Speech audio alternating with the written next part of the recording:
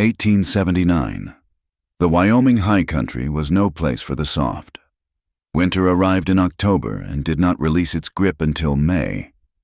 It was a land of sharp granite peaks and valleys so deep the sun only touched their floors for an hour a day. The wind, it had a name out here. It was the Wyoming wind. And it did not just blow. It screamed. It tore at the sparse pines, ripped shingles from roofs, and drove snow into drifts as high as a 2-story house. Law was a rumor whispered from Cheyenne. Weeks away by Good Horse. Up here, law was what a man carried in his holster, or what a neighbor agreed was right. Mostly, it was just survival.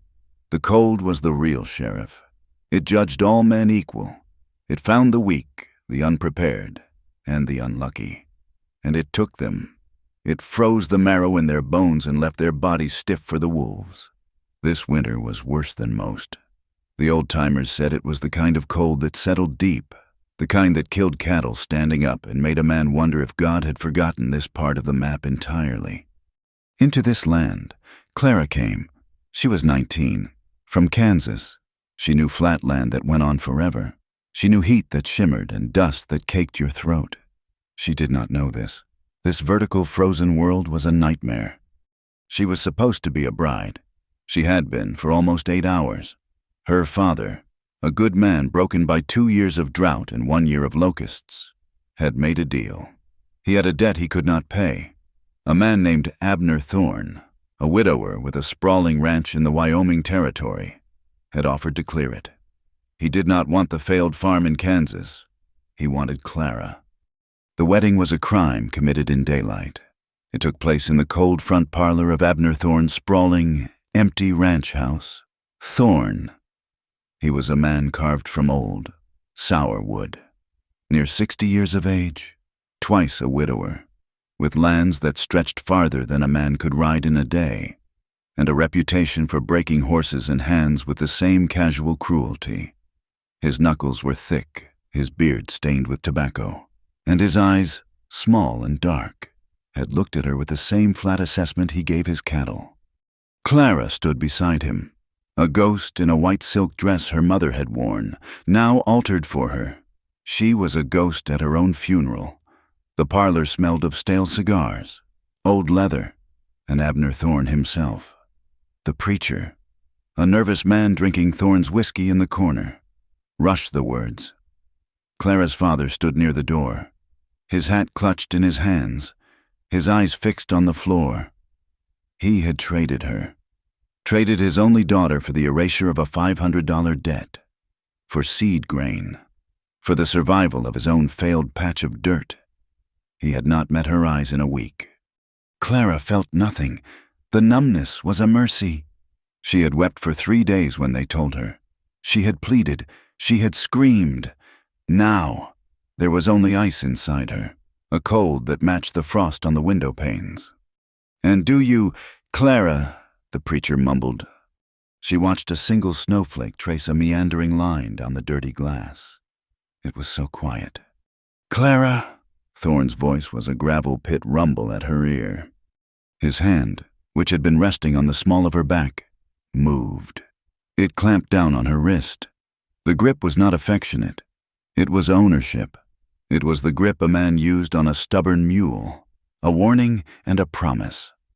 The bones in her wrist ground together. Pain lanced up her arm, sharp and sudden, cutting through the fog. She flinched. Her eyes snapped to his. "I do," she whispered. The words tasted like ash. Thorne grunted. Satisfied? He released her wrist, leaving white finger marks on her skin. The preacher pronounced them man and wife. Thorne did not kiss her. He simply pulled her arm through his, turning her toward the few witnesses, his own ranch hands, smelling of the bunkhouse and cheap whiskey. Their eyes looked her over, cold and calculating. She was just the new property, another mouth to feed, another body to warm the master's bed. Later, in the unfamiliar bedroom, he had left her. "Make yourself ready," he had ordered, and shut the door. She heard him downstairs, his voice raised, pouring another drink. She stood in the center of the room. "Ready?" The word echoed. She looked at the heavy bed, the thick furs, and she knew, with a certainty that was as cold and hard as the mountain peaks outside, that she would rather die. She would rather be torn apart by wolves, frozen in the snow, than let that man put his hands on her again. Her escape was not a plan. It was a reflex. It was the last desperate buck of a broken animal. She did not change. The silk dress was a mockery, but it was all she had. She moved to the small bag her father had packed for her. Her hand brushed against her mother's old corset, and inside, where she had hidden it from her father, from everyone, was the small, pearl-handled derringer. It had belonged to her grandmother. It held 2 shots. She slid the small gun from its cloth wrapping and tucked it deep inside the stiff bodice of her dress, the cold metal a shocking comfort against her ribs. She waited. The house was quiet, save for the wind and the distant clink of a bottle. She opened the bedroom door. The hallway was dark. She crept down the stairs, each step a cannon shot in her ears. The front door latch was heavy, oiled. It opened with a soft click. The cold hit her like a fist. She ran from the house, from the yellow square of light, into the swirling snow of the stable yard. The ranch hands were in the bunkhouse or in town. The stable was dark. She fumbled with a latch, startling a horse. It was one of Thorne's horses, a fast bay mare, still saddled from a day's ride. She did not question the luck. She pulled the reins, led the horse out into the snow, clumsy in her thin slippers and silk dress. She jammed her foot into the stirrup, hiking the heavy dress up, and threw herself across the saddle. The mare, spooked by the wind and the ghost on her back, bolted. Clara clung to the horn, gasping as the horse plunged through the ranch gate and onto the open, dark expanse. She had no map, no direction. She just pointed the horse away from the ranch, away from Thorne, and prayed. The blizzard consumed the world. It was no longer night, just a howling, suffocating whiteness. The horse stumbled, panicked in the deepening drifts, and through her, Clara fell hard. The air knocked from her lungs. When she surfaced, gasping, the horse was gone, just the sound of its terror, swallowed by the storm. She was alone, on foot, in a wedding dress, in a Wyoming blizzard. She walked. She walked until her legs were numb stumps of wood that she had to command to move. The fine silk of her dress, now torn to rags by grasping branches and barbed wire she had not seen, was a joke. It offered no warmth. It was a shroud. Her feet were gone. She could not feel them. She fell. She crawled, her hands raw. The wind clawed at her face, her eyelashes freezing together, crusting her eyes shut. She tore them open. "Please," she sobbed, but the wind snatched the word from her mouth and threw it into the dark. She stumbled over a fallen log and rolled down a short, steep bank. She landed hard against something solid. Ice, the bank of a creek, frozen solid. She lay there, the snow piling on top of her like a blanket. This was it. This was the end. It was almost a relief. The pain stopped. The fear stopped. There was only the white, soft, suffocating peace. She was so tired. She closed her eyes, and the world went away. Luke was checking his traps. It was a fool's errand in this storm, but he had been cooped up in his cabin for 3 days, and the silence was getting too loud. The wind was a voice, and it said things he did not want to hear. He lived alone. He had for 2 years, ever since, he had built the cabin himself, high up in a draw, far from any trail. He hunted, he trapped, and he kept to himself. The folks in Laramie, the few times he went for supplies, called him the hermit. He did not care. His horse, a sturdy gray gelding named Boulder, snorted, pulling him from his thoughts. The horse tossed its head, backing away from the creek bed. "What is it, boy?" Luke muttered, pulling his scarf down. He saw it then, a patch of white against the snow that was not snow. It was wrong. It was silk. He dismounted, sinking to his thighs in the drift. He pushed his way to the creek bank. It was a woman, or a girl. She was half buried, her face pale blue, her lips the color of ash. Her hair, a rich brown, was fanned out and frozen to the ice. She was wearing a torn white dress. He stared for a long second. A body. Just another soul taken by the mountain. He should leave her. Turning her over to the law in Laramie meant questions, and he did not like questions. But as he looked, he saw the faintest, tiniest pulse in her throat, a flutter, like a trapped moth. He cursed God, the mountain, and his own bad luck. She was alive. He dug her out. She was lighter than he expected, a bundle of sticks and frozen cloth. He lifted her. She made no sound. He carried her to Boulder, who shied from the cold. Still burden. Easy, boy, easy. He mounted, pulling her across his lap, cradling her against his chest. He wrapped his heavy canvas coat around her as best he could and turned the horse for home. The ride was short, but the wind was relentless.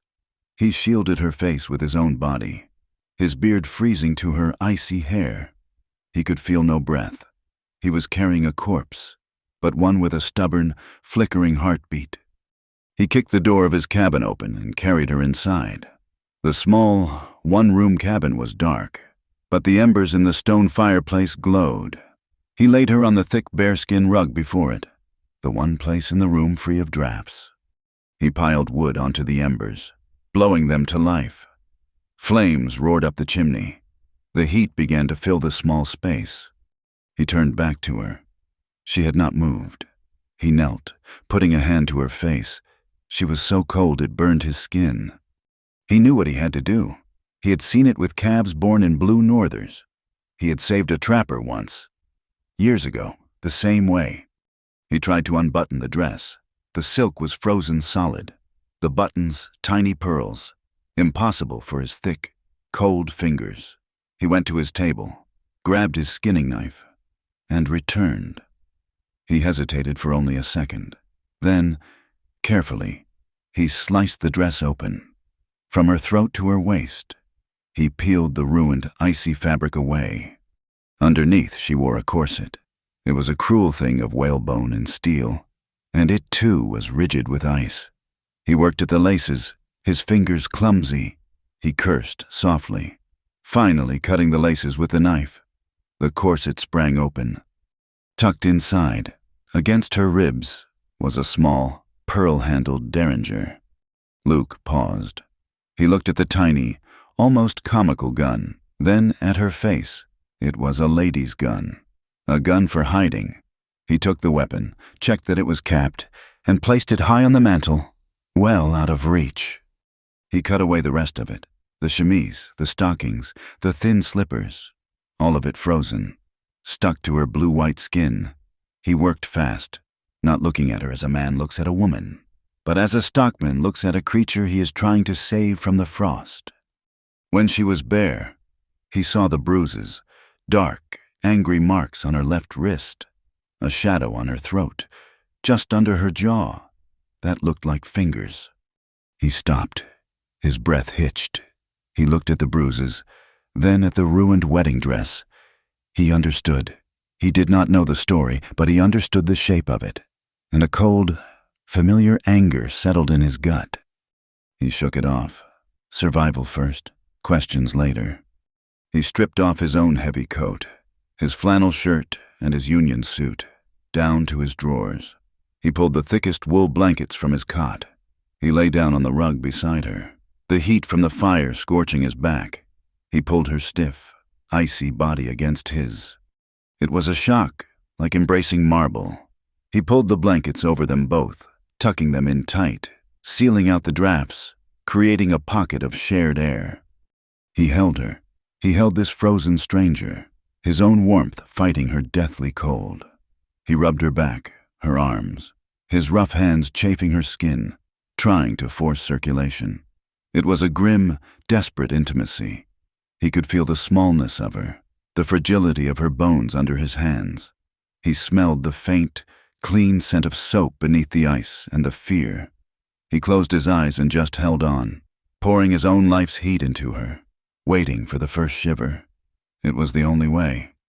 Clara woke to two things: warmth and the smell of wood smoke and man. Her eyes flew open. The world was blurry.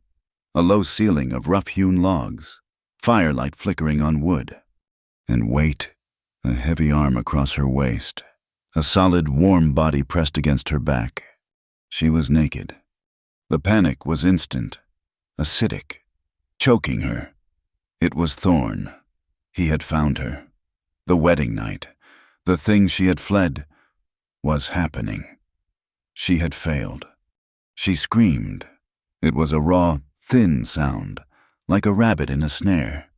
She shoved, scrambling away, tangling in the heavy blankets. She rolled and landed on the cold plank floor, the shock of it clearing her head. He was not Thorn. The man sat up from the bearskin rug.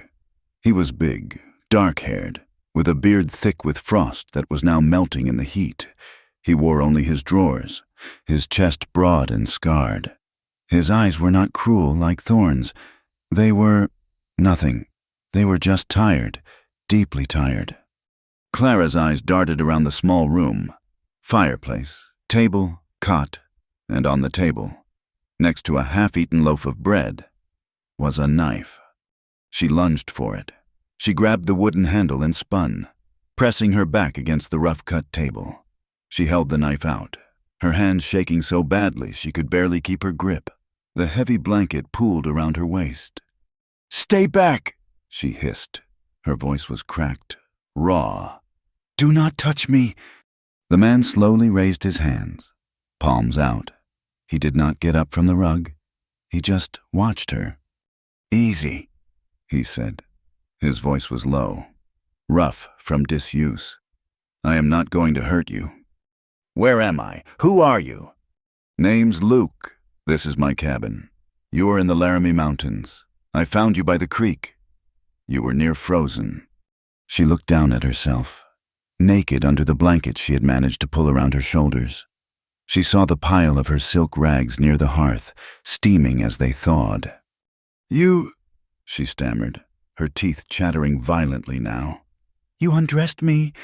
"Your clothes were ice," he said, his voice flat, without emotion. "It was that, or I bury you in the morning. Your choice." The bluntness of it stopped her. He was not apologizing. He was not threatening. He was stating a fact. He looked at the knife. He looked at her, trembling, her eyes wide with terror, her knuckles white on the handle. He sighed, a sound of deep weariness, and rubbed a hand over his face. "My shirt is on the peg by the door. Put it on. You are freezing again." She did not move. "I am not going to touch you," he said again, his voice slow, measured. "I am going to stand up. I am going to put wood on the fire, and I am going to make coffee. You can hold the knife the whole time." He moved slowly, deliberately. He stood, and she flinched at his height. He was tall, built solid like the trees outside. He ignored her, walking to the fireplace, turning his back to her. He added 2 logs to the fire. Sparks flew. Clara's arm trembled. The knife felt heavy.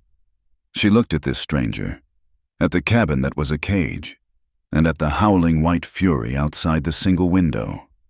She had escaped Abner Thorn, only to be trapped by the mountain, and by this man. "Who are you?" she asked again, her voice smaller. Luke turned from the fire. He looked at her, really looked at her, his eyes tracing her face. "I am just a man," he said, "same as you, just trying to survive." He did not ask her name. He did not ask where she came from, or why she was in a wedding dress in the middle of a blizzard. She did not lower the knife. He did not move to take it. The fire crackled. The wind howled. And the two of them, 2 damaged, wary creatures, just watched each other across the small, warm room. The blizzard held for 3 days. It was not a storm, but a siege. The wind did not stop. Not for an hour. It was a high, thin scream that worked its way through the chinking of the cabin logs, a constant reminder of the white death outside. For those 3 days, they lived in the small, 10 by 12-foot space. Clara had stopped shaking, the knife resting on the table, within her reach but no longer in her hand. She wore his shirt. It was heavy wool, smelling of wood smoke and clean sweat, and it hung on her like a sack. The sleeves rolled up 5 times. It was the warmest thing she had ever worn. On the first morning, she had stood by the door, looking at the solid wall of white. "I will leave," she said, her voice hoarse. "When the storm breaks." Luke had nodded, not looking at her. He was pulling on his heavy boots. "It might be a while," he said. He did not ask her to stay. He did not ask her to go. He just accepted it, as he accepted the weather. He had given her the bearskin rug by the fire. He took the cot, the one tucked in the coldest corner, with only 2 thin blankets. The cabin was his whole world, built with his own hands. The logs were unplaned pine, still weeping a little sap near the hearth. It was simple. A stone fireplace dominated one wall, its construction rough but solid. It did not smoke. A small table, 2 3-legged stools, and the cot were the only furniture. Pegs on the wall held his few clothes, a string of snowshoes, and a heavy buffalo coat. In the corner, shelves were stocked with necessities: sacks of flour, beans, coffee, a keg of salt, and twists of dried tobacco. Cured hides were stacked in another corner, their smell earthy and sharp. It was a small, tight, male space, but the fire made it a refuge. The light was golden, against the constant shrieking whine of the wind. The crackle of the logs was a sound of defiance. It was the only warm place in 1,000 square miles, and they were trapped in it together. Their days fell into a silent rhythm, a dance of 2 wary animals forced to share a den. Luke would rise before the first gray light, moving with a quietness that was unnerving in a man his size. He would stir the embers, add logs, and put the heavy coffee pot on the hob. The smell of it boiling was the only gentle thing in the morning. He would pull on his coat and hat, take his rifle, and step out into the white hell. He was never gone long. An hour, maybe 2. He would return, his beard caked in ice, stamping the snow from his boots. He would check his traps, always empty, and spend time in the small lean-to. The rhythmic, sharp thwack of his axe splitting firewood the only proof of his labor. Clara made herself small. She stayed by the fire.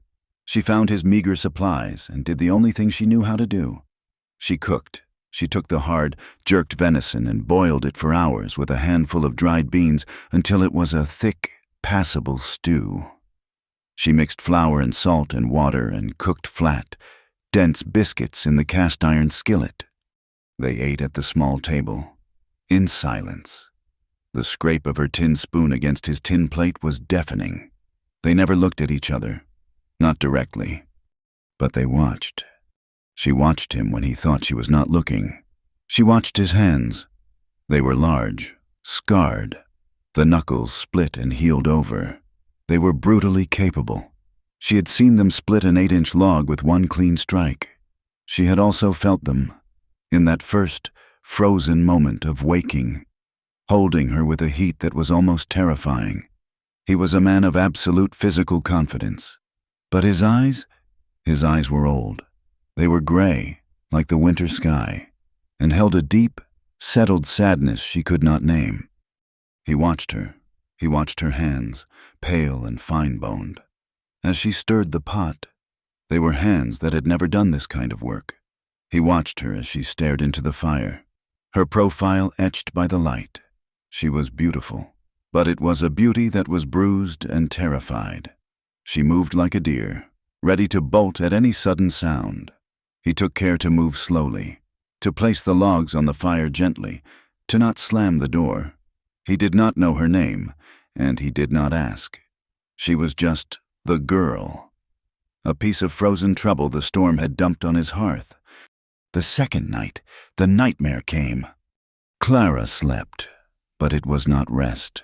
She was back in Thorne's house, the parlor, the smell of whiskey and stale cigars, the crushing grip of his hand on her wrist, the way his small, dark eyes had assessed her, not as a person, but as a mare he was about to breed. She was in the upstairs room, the heavy bed looming, and the door handle was turning. She screamed. It was not a loud sound, but it was piercing, a sound of pure, animal terror. She woke herself with it, sitting bolt upright on the bearskin, tangled in the wool shirt, her heart trying to hammer its way out of her chest. In a second, he was there. He had crossed the dark cabin in 2 strides. He knelt in front of her, his hands grabbing her shoulders. "You are safe," he growled, shaking her slightly. "Wake up, you are here." The grip, the sudden movement, the man looming over her in the dark. It was the dream. It was Thorne. "No!" she shrieked, and she began to fight. She clawed at him, her nails raking his arm. "Do not touch me! Get off me!" She was hysterical, seeing only the monster from her memory. Luke did not see a woman. He saw a spooked horse, blind with panic. He grabbed her wrists, pinning them. "Stop it! Stop! It is me! Luke! You are in the cabin! You are safe!" But the word safe meant nothing. She was trembling so violently her teeth rattled. It was a deep, systemic shudder, a vibration of absolute, soul-deep terror. And Luke felt it. He felt the fragile bones in her wrists. He felt the trembling that was not from cold, but from a place he knew. He let go. He released her so fast it was as if her skin had burned him. He scrambled back, putting 3 feet of space between them. Clara collapsed, pulling her knees to her chest, rocking back and forth, sobbing into the wool shirt. They were not loud sobs, but the quiet, gasping, broken sounds of someone who had held it in for too long. Luke stood, breathing hard, his own hands shaking. He looked at the red scratches on his forearm, but he did not feel them. He only felt that trembling. It was the same way Sarah had trembled. He retreated. He went to the fireplace and sat on the stool, his back to her. He did not put a log on the fire. Though it was dying, he just sat in the growing cold, his forearms on his knees, and stared at the glowing embers. For a long time, the only sounds were her quiet, choked weeping and the endless howl of the wind. Finally, her sobs subsided into shudders. He was my husband," she whispered to his back. Luke did not move. He did not turn. He just listened. "I was married to him. Yesterday, my father, he owed him money. A lot of money. Our farm in Kansas. It was gone. This man, Mr. Thorne, he paid the debt, and I was the price." She rubbed her face, her voice raw. "I ran before he could. I ran. I think he will kill me for it. He is not a man. He is not a man you run from." Luke stared at the embers. He thought of Abner Thorne. He knew the name. Everyone in the territory knew it. A hard man. A cruel man. He unbuttoned the cuff of his shirt and rolled up the sleeve. In the dim light, he looked at the fresh scratches. Then he looked at the scar on his chest. It was an old one. A puckered, angry white line that ran from his collarbone down toward his heart. "I had a sister," he said. His voice was flat. "Dead.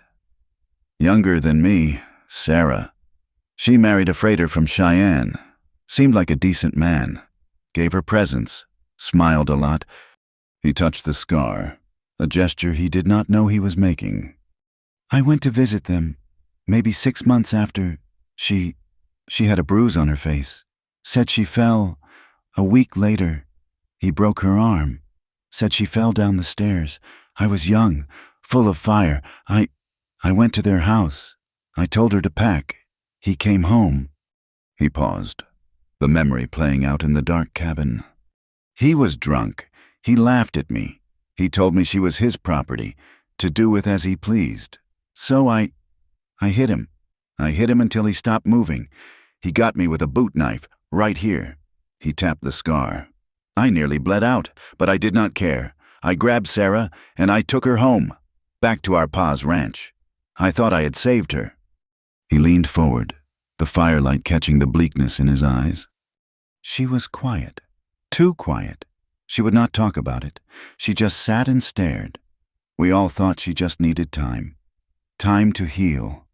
He picked up a small twig from the woodpile and threw it into the embers. It flared, bright, and died. About 2 weeks later, I was out mending fence. I came back. She was gone. We found her shoes on the bank of the Laramie. The river was high. They never found her. He fell silent. Clara had stopped crying. She was just watching his broad, shadowed back. "I learned something that day," Luke said, his voice barely a whisper. "I saved her from him, but I did not save her from what he did to her. I did not know how. I beat the man, but the fear, it was still in her, and it just ate her from the inside out." He stood up, and for the first time, turned to look at her. She was watching him, her eyes wide in the gloom, her face stained with tears. They were not strangers anymore. They were two people in a room, marked by the same kind of violence. He looked at her, trembling on the floor, and he saw his sister. "You should sleep," he said, his voice rough. "He is not here. I will not let him get you. No one is coming through that storm." He turned away, went to his cot, and lay down, facing the wall. The next day, the silence was different. It was not the silence of strangers. It was the silence of a shared truce. The blizzard had lessened, the wind dropping from a scream to a steady, mournful moan. The light outside was brighter, a flat, shadowless gray. After a silent breakfast, Luke pulled on his coat. The wind dropped. "I am going to check the high traps." I will fetch some more water." Clara said the bucket was low. He nodded. "Do not go past the creek line. The drifts are deep." The air outside was shocking. So cold it felt like breathing in needles, but it was still. Clara wrapped one of Luke's spare blankets around her shoulders over the wool shirt. She took the bucket and the axe, not to chop, but to break the ice on the creek. She felt weak, but the cold air felt good. Clean. It scoured the cabin's scent of fear and smoke from her lungs. She made her way to the bank where he had found her. The creek was a ribbon of black, fast-moving water in a world of white. She knelt, broke the new ice near the edge, and dipped the bucket. As she stood, she heard a sound, a grunt, a splash. She looked upstream, 20 yards away, around a bend thick with snow-laden pines. She saw him. Luke. He was stripped to the waist. The rumors of sun she had seen through the window had been enough for him. Cabin fever, she guessed. He was kneeling by the creek, his back to her, splashing the freezing black water onto his face and chest. Clara froze. She should have turned. She should have run back to the cabin. She did not. She watched. He was strong, not just big. The muscles in his back and shoulders moved under his skin like coiled ropes. The white, puckered scar on his chest was stark against his skin. He scrubbed at his face, ran wet hands through his dark hair, and then stood, bracing his hands on his knees, breathing deep. He was the opposite of Abner Thorne. Thorne was soft, thick in the middle, his power coming from his name and his money. This man's power was in his arms, his back, in the solid way he stood on the frozen earth. He was a part of the mountain. He was alive. And as she watched him, a jolt went through her. It was so sudden and so sharp it made her gasp. It was heat, a deep, pulling, shocking warmth that started low in her belly and spread through her limbs. It had nothing to do with fear, or debt, or survival. It was want. It was the first thing she had felt for herself in so long. She had almost forgotten the sensation. It terrified her more than the blizzard. He must have heard her. He grabbed his shirt from a branch and turned, his eyes finding her instantly. Clara dropped her gaze, her face burning, the heat visible as steam in the cold air. She grabbed the bucket and fled, slipping and stumbling in the snow, back to the cabin. That night, the cabin was no longer a refuge. It was a cage. It was too small, too hot, too quiet. The wind had returned, and it clawed at the roof.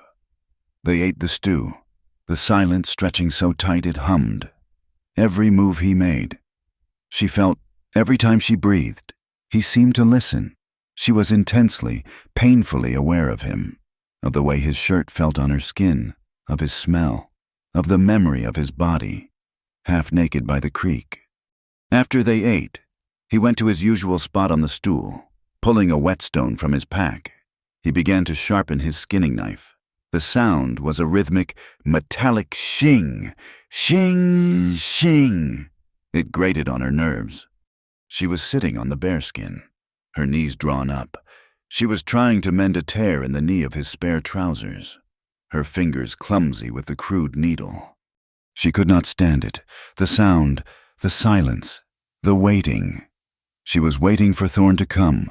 She was waiting for the storm to end. She was waiting to die, or to be dragged back. She was so tired of being afraid. She looked at Luke. He was bent over the knife, his face cast in shadow, the firelight catching the concentration in his eyes. He was the man who had saved his sister too late. He was the man who had held her, naked, to save her life.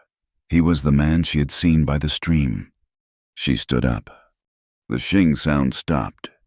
He did not look up, but his hands stilled on the stone. She walked across the 3 feet of floor that separated them. She stood directly in front of him, so close her knees almost touched his. He slowly, very slowly, lifted his head.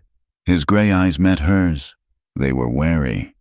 She was trembling, but it was not the terror from the nightmare. It was something new. It was a quake, a decision. She had been property. She had been traded. She had been cargo. She would not be cargo anymore. She would choose, even if it was a mistake. It would be her mistake. "Just do it, Cowboy," she whispered. Her voice was so low he barely heard it. He frowned, not understanding. "What?" I cannot," she swallowed, her throat dry. "I cannot have his hands be the last thing. I cannot have that fear be the only thing." She was not making sense, but she did not know how else to say it. She reached out a shaking hand and touched the scar on his chest, just above his shirt. "I do not want to be afraid anymore." He understood. His eyes widened, just slightly. He understood what she was asking, and he saw the terror and the desperate, heartbreaking bravery in her face. He put the knife and the stone on the hearth, very slowly. He stood up. He towered over her. He looked down at her, his face a mask of old pain. "Girl," he started, his voice rough. "I am not—" "I know," she said. She grabbed the front of his shirt, just as she had seen him grab branches. "Please." He looked at her, at this broken, beautiful, desperate thing, and all the coldness, all the loneliness of the last 2 years, cracked. He kissed her. It was not a gentle kiss. It was a collision. It was all the ice and fear and rage of the last week. It was his guilt and her terror, crashing together. His beard was rough against her skin, his mouth hard. She kissed him back, a desperate, drowning gasp, clinging to him. She began to shake. The trembling started in her legs and moved up. The old terror, the memory of Thorn, the feeling of being taken. He felt it. He felt her go rigid in his arms, her hands beating weakly against his chest. It was Sarah. It was all happening again. He broke the kiss, his own breath ragged. "No," he growled, more at himself than at her. He was going to stop. He was going to push her away. But she would not let him. She was crying, but she held on to his shirt. "Do not stop," she pleaded. "Please, do not stop." He looked at her, and his heart broke. He had to steady her. He had to stop the trembling, or it would consume her. He put his hands on her shoulders and turned, pushing her back against the solid cabin wall. The rough-hewn logs bit into her back through the thin wool. It was a shock. It was solid. It grounded her. He pressed his body against hers, pinning her there, not with violence, but with weight, with heat, with presence. He held her head between his hands, forcing her to look at him. His face was inches from hers. The firelight flickered in his dark, intense eyes. "Are you sure?" he asked. His voice was raw, desperate. "You have to be sure." He was giving her the choice, the one his sister never got, the one her father had stolen. Clara looked into his eyes, and she saw his pain, his guilt, and she saw her own way out. She did not say yes. She reached up, tangled her fingers in his hair, and pulled his mouth down to hers. It was not about love. It was about survival. It was a desperate, primal need to feel human, to reclaim the territory that had been stolen. His hands moved from her face, down her body. Learning her hands explored him, his solid back, his shoulders. It was a frantic, clumsy, desperate coupling, fueled by grief and a profound, aching loneliness. He was rough, but he was not cruel. She was terrified, but she was not unwilling. It was the first human touch that was not about debt, or ownership, or death. It was two ghosts, in a box of warm wood, howling against the storm, trying to prove to each other that they were still alive. And for a few desperate, breathless moments, they were. The morning after was louder than the storm. Silence in the cabin had changed. Before, it had been the wary quiet of two strangers. Now, it was the heavy, suffocating silence of a secret. Clara woke first. The fire had burned down to embers, and the cabin was cold. She was on the bearskin rug, alone. He was on his cot, his back to her, a solid, unmoving ridge under his blankets. She felt a sharp, confusing ache. It was not the terror she associated with Thorn.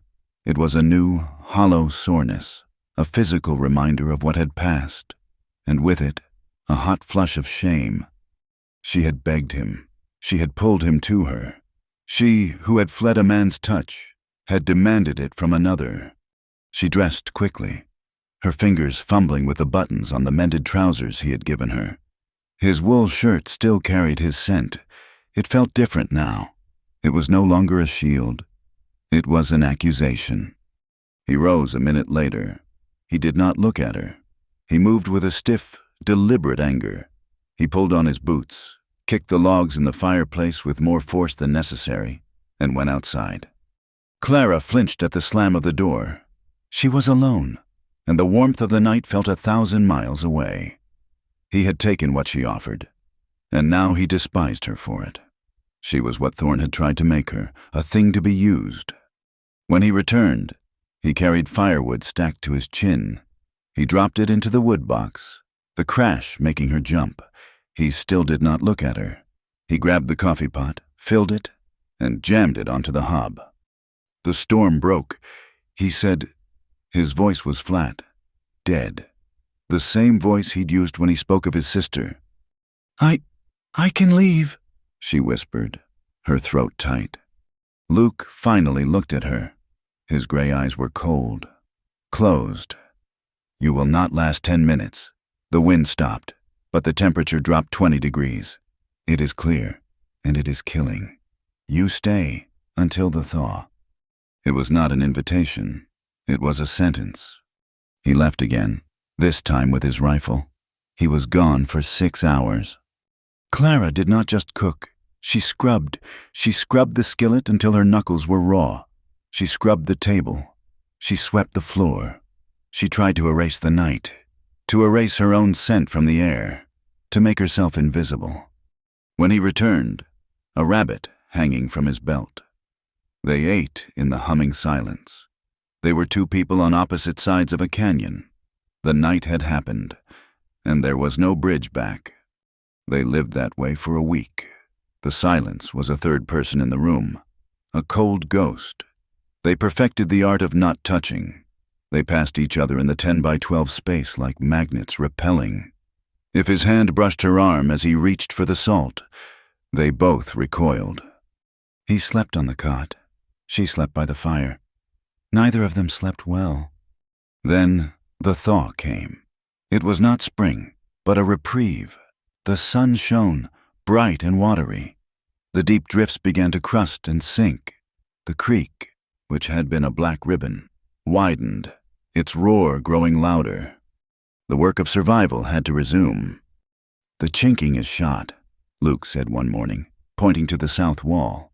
"The wind tore it out. We fix it, or we freeze when the next storm hits." Clara followed him outside. He showed her how to mix the mud with dried grass, how to pack it into the spaces between the logs.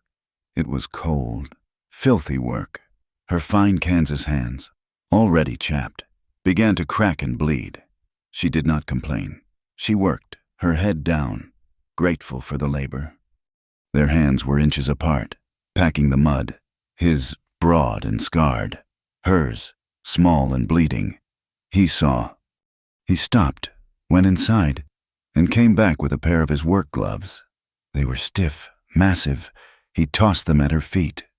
"Use these," he growled. "You are no good to me with broken hands." She put them on. They were a shield.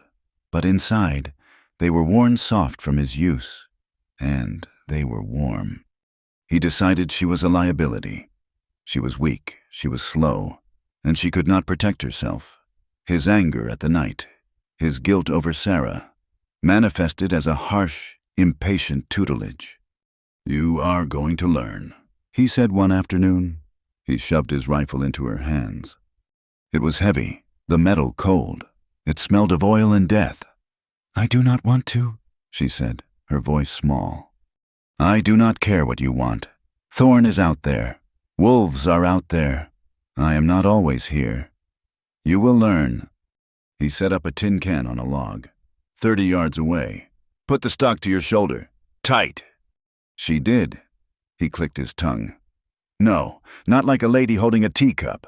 Put it in, jam it in. Let the wood become your bone. If it is loose, it will break your shoulder." She flinched at the thought. She seated it. "Now, line up the sight. Breathe out. Do not pull the trigger. Squeeze it until the shot surprises you." She closed her eyes and pulled. The explosion was deafening. The rifle kicked like a mule, slamming into her shoulder and knocking her back a step. She cried out, dropping the gun in the snow. Her shoulder was on fire.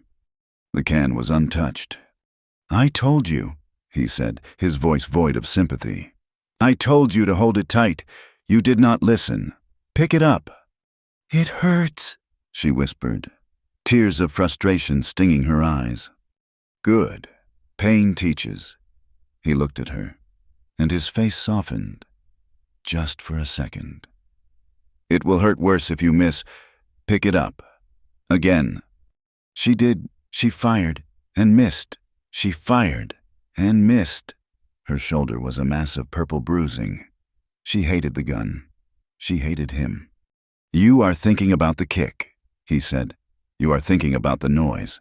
You are flinching before you even shoot. Stop thinking. Just look at the can. Make everything else go away. Make the world just you and the sight and the can." She was angry now. Her shoulder throbbed. He was a cruel, silent brute. She lifted the rifle, jammed the stock into her ruined shoulder until the pain made her eyes water. She breathed out. She looked at the can. She squeezed. The explosion. This time, the can jumped, spinning off the log. There was silence. "Again," he said. He put the can back. She hit it. She lowered the rifle, her arms shaking. She looked at him, expecting nothing. "Good," he said, just one word. It was the first time he had looked at her without anger or guilt in his eyes. It was just good. The word was a balm on her shoulder. He taught her to ride, not the way she had fled Thorne's ranch, a panicked passenger. He put her on Boulder, his gray gelding, and taught her to ride. "He is not a chair," Luke said, adjusting the stirrup. "He is alive. Feel him. He can feel you. He knows you are scared. Stop being scared. Be the boss." The horse was huge, powerful, but after the rifle, the horse was easy. She learned the feel of his muscles, the shift of his gait. Luke would lead the horse, then let go of the rein. She would ride in small circles in the clearing. One afternoon, Boulder, bored, dipped his head and sneezed, a huge, wet spray that covered her front. Clara gasped, wiping her face. You awful beast!" she sputtered. Luke, who was leaning against a pine, made a sound. It was a short, rusty bark. She froze. She looked at him. He was covering his mouth, but his shoulders were shaking. He was laughing. It was the first time she had heard him do anything but speak in a monotone. The sight of it, the sound of it, was so shocking. She smiled. Then she found a clump of soft snow and threw it at him. It was a bad throw, weak and wide. It disintegrated in the air. He stopped laughing. He looked at her. The moment of warmth was gone. But as he turned back to the cabin, he said, "Your throw is as bad as your shooting was." It was not a compliment, but it was not anger. It was something new. The cabin walls seemed to grow wider. They still did not speak of that night, but they spoke of other things. He told her how to read the weather in the clouds. She told him about the flat, endless fields of Kansas. They found moments of truce. She was mending his shirt by the fire, her head bent, the light catching the brown and gold in her hair. He was oiling the rifle, his hands moving with practiced, efficient grace. He looked up, and his eyes rested on her. She felt the look, as tangible as a touch. She looked up. Their eyes held, for 1 second, 2. In his, she saw the man from that night, the one who had held her against the wall, his eyes full of a desperate, shared pain. In hers, he saw the woman by the creek, her face flushed, her eyes full of a life he thought had been beaten out of her. They both looked away. The fire crackled, suddenly too loud. The work, the shared survival, was building a bridge over the chasm of that night. They were becoming not lovers, but partners, a man and a woman, bound by a storm and a shared, unspoken trauma. It was a fragile, tender thing, this new peace. It was, of course, destined to be shattered. The man arrived on a Tuesday, late in the afternoon. His name was Silas Croft, but everyone in the territory called him Squint. He was a wizened, leather strap of a man who ran a mail and supply route for the high country hermits and trappers. He came once every month or two, if the snows allowed. Luke heard the jingle of his mule bells first. "Inside," he ordered Clara. His voice was sharp, urgent. "Do not make a sound." She scrambled into the cabin, hiding in the darkest corner, her heart pounding. Luke met Squint in the clearing. "Luke!" The old man cackled, dismounting. "Still alive. I see. Tougher than a boiled owl. I got your coffee. And your mail." "Just leave it," Luke said. "What is the news from town?" "Town is jumpin'," Squint said, spitting tobacco juice onto the snow. "Everyone is talking about Abner Thorne." Clara, her ear pressed to the crack in the door, went cold. "What about him?" Luke asked, his voice casual. "That new bride of his. Plucked her right out of Kansas. Pretty little thing. I hear, well, she up and run on him. On their wedding night. Can you feature it? Just vanished into that blizzard we had 3 weeks back." "Fool girl," Luke said, leaning against a tree. "Froze, no doubt." "That is what I reckon," Squint agreed. "But Thorne? He does not think so. He is hotter than a $2 pistol. Got men riding every trail. And he put this up." Squint reached into his saddlebag and pulled out a piece of paper, a flyer. He handed it to Luke. Luke took it. He unrolled it. From inside, Clara could not see it. She only saw Luke's shoulders go rigid. She saw his hand, the one holding the paper, clenched so tightly the paper crumpled. $50, Squint said, his voice full of awe. 50 gold dollars for information on one girl, Clara Bethpage, or Thorne, I guess, 19 years old, brown hair, blue eyes. Says here she is smart and manipulative, and likely armed. Luke stared at the paper. He saw the badly drawn sketch. It looked nothing like her, but the words were her, Clara. You see a girl like that, Squint said, nudging Luke. You might be tempted to keep her for yourself, but $50, that buys a lot of peace. Thorne will find her. He always finds what is his. If I see her, Luke said, his voice a low rumble, I will let you know. He handed the flyer back. I do not want this trash in my camp. Squint shrugged, tucked the paper away, and finished unloading the coffee. He traded a few more bits of gossip, but Luke was silent. The old man finally mounted up. You keep your eyes peeled. Luke, Thorne is not a man to cross. I know, Luke said. He watched until the mule was out of sight. He stood in the clearing for a long minute, the crumpled flyer still in his hand, though Squint had given it back to him. No, Squint had given him a new one. He walked to the cabin. He kicked the door open. Clara was standing by the table, her face as white as the snow outside. He did not speak. He walked to her and threw the flyer on the table. Reward, $50, for the return of Clara Thorne, née Bethpage. She stared at it. Luke, she whispered. You lied, he said. His voice was not loud. It was worse. It was the dead, cold calm of the mountain peaks. I did not know how to tell you. You came into my home. You ate my food. You used me. No, she cried, the word torn from her. It was not that night. It was not a lie. You brought him here, he roared, the control finally breaking. He swept his arm across the table, sending the tin plates and her mended trousers scattering. You brought Abner Thorne to my door, a man like that. He was breathing hard, his face pale, the scar on his chest standing out. He was not seeing her. He was seeing his sister. He was seeing the freighter from Cheyenne. He was seeing the man he had failed to stop. Luke, I was afraid. She wept, backing away. He is powerful. He owns judges. He owns the law. I did not tell you. I did not tell you to protect you. Protect me? He laughed, a bitter, terrible sound.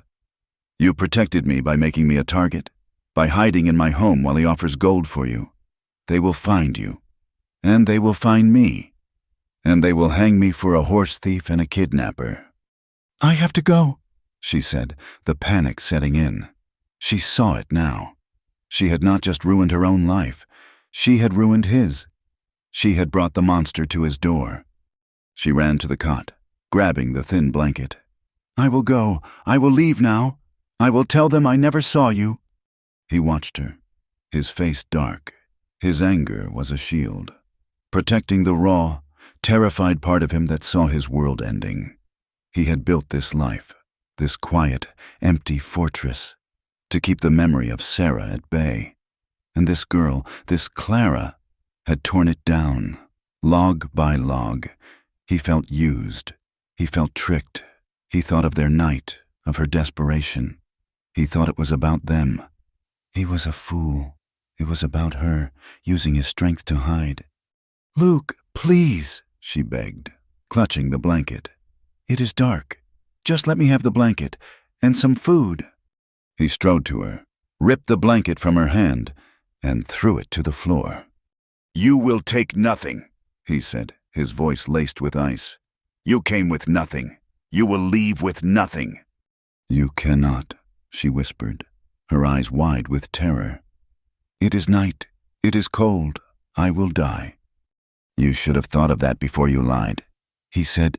He grabbed her arm, his fingers biting in, just as Thorne's had. She flinched, a cry of pain. He let go instantly, staring at his own hand, horrified. "Get out," he said, his voice dropping to a whisper. "Luke, get out." He pointed to the door. "Get out of my home, go!" She looked at him.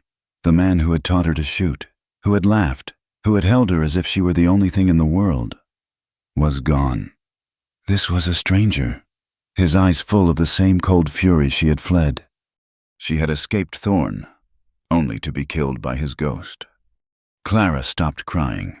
Her face went still. She pulled the dignity of her old life around her like a shroud. She walked past him. She did not look at him. She opened the cabin door. The cold night air rushed in, a physical blow. She stepped out into the dark. She did not have a coat. She did not have food. She wore only his shirt and his trousers. Luke watched her go. He watched her stumble once in the snow, a small, dark shape. Then she was gone, swallowed by the pines. He slammed the door.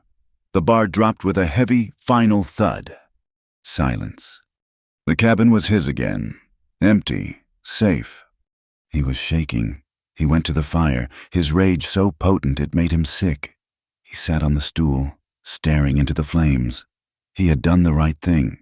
He had cut out the infection. He had saved himself. The wind moaned outside. He sat there for an hour, 2. The cabin was so quiet. He had forgotten how quiet it was before her. He had forgotten how much he hated it. His eyes fell on the table. Among the scattered debris, there was a tin cup, her cup, the one she drank her coffee from. He had scrubbed it clean himself, but he noticed something on the rim, something he had overlooked. It was a faint, waxy, reddish smear. He had seen her, just once, 2 days ago, pull a tiny, battered tin from the pocket of her ruined dress. She had rubbed something on her finger, and then on her lips. A ghost of color. A desperate, small attempt to be the girl she had been, not the survivor she had become. He had thought it was brave. Now, that faint smudge on the cup caught the firelight. It looked like a drop of blood. It was an accusation. He thought of her face when he grabbed her arm, the look of betrayal, the way she had flinched. He had done the one thing he swore he would never do. He had become the man with the boot knife. He had become Thorn. His anger evaporated, leaving only a vast, cold, sick emptiness. "Sarah," he whispered. He had saved his sister from the freighter, but he had been too late. Now, he had just taken Clara, who had survived Thorn, survived the blizzard, survived him, and he had thrown her out into the night to die. He had not saved himself. He had just murdered her. What have I done? He leaped to his feet. He grabbed his heavy buffalo coat, his rifle, and snatched the half-empty bottle of whiskey from the shelf. He tore the door open and plunged into the darkness, bellowing her name into the uncaring wind. The cabin door slammed shut, the heavy bar falling into place with a sound of finality. Luke stood in the center of the room, breathing hard. His hands were shaking. It was done. He was safe. His cabin was his own. He had expelled the poison, the lie, the woman who had brought the shadow of Abner Thorn to his door. He had cut her out, just as a surgeon cuts out gangrene. It was the right thing. It was the only thing. He sat on the stool, staring at the fire, and waited for the relief. It did not come. Instead, the silence of the room, once his comfort, rose up and began to suffocate him. It was a thick, heavy, absolute quiet, broken only by the wind's low moan. The cabin had never felt so empty. It was not just empty, it was hollowed out. He had won. He had driven out the danger. He was alone, just as he had been for 2 years. His rage, which had been a fire in his belly, began to cool, leaving a sick, cold ash. He had yelled at her.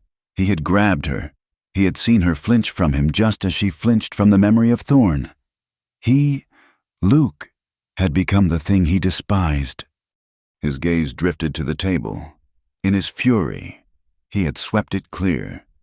Plates and his mended trousers lay scattered. But there, upright, having miraculously survived, was her tin cup.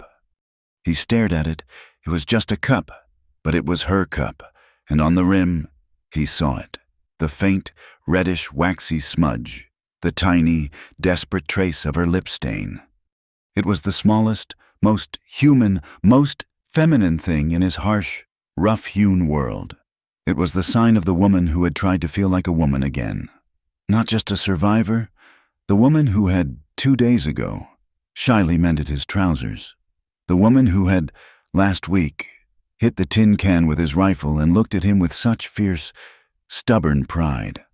And he had taken that woman, in her thin wool shirt and borrowed trousers, and thrown her out into a 20-degree night to die. He was not protecting himself from Thorn. He was murdering her to protect his own cowardice. He was not saving his own life. He was repeating his sister's death. He was the freighter. He was the river.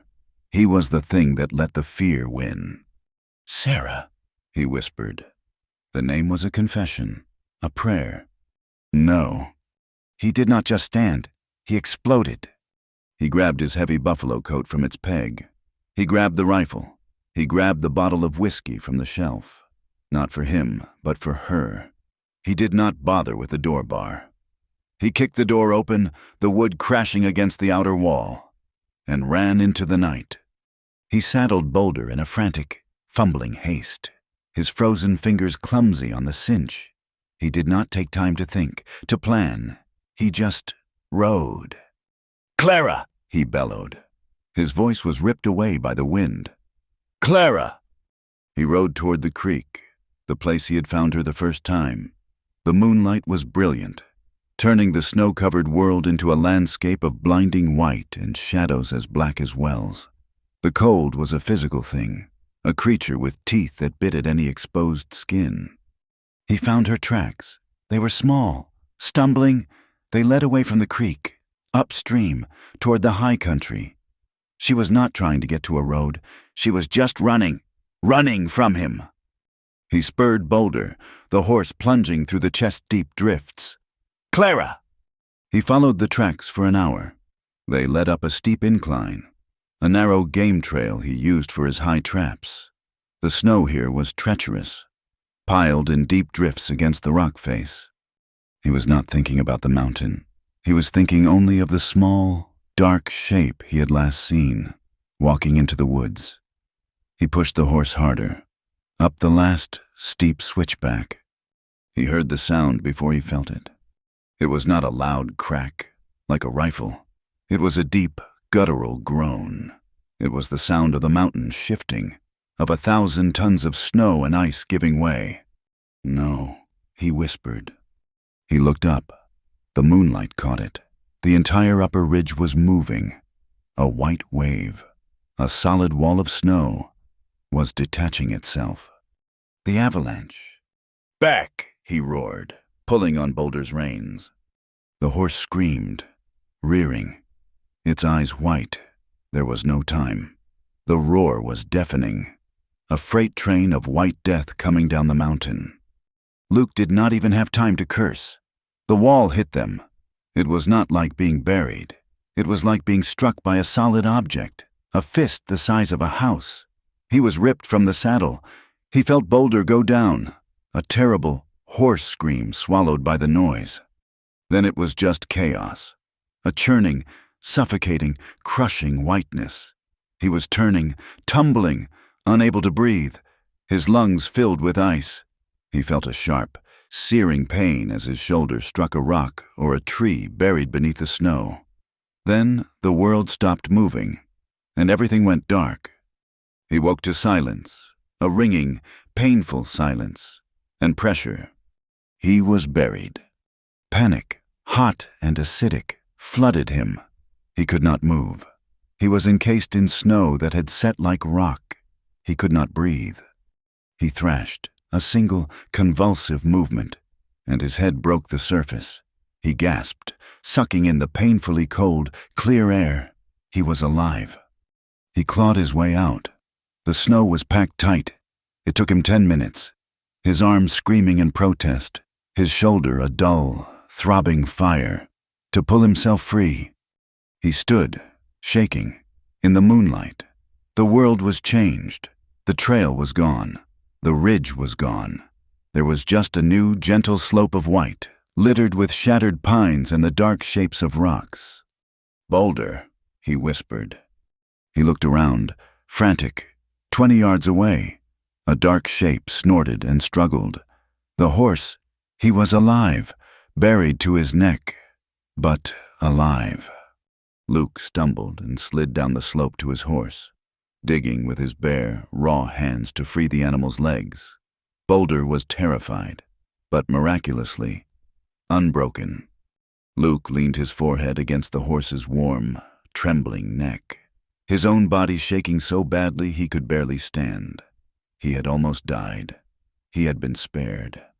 And in that moment, the last of his rage, his fear, his guilt, was scoured away by the ice. He had been given a second chance. He looked up at the changed mountain. Clara! He had been following her.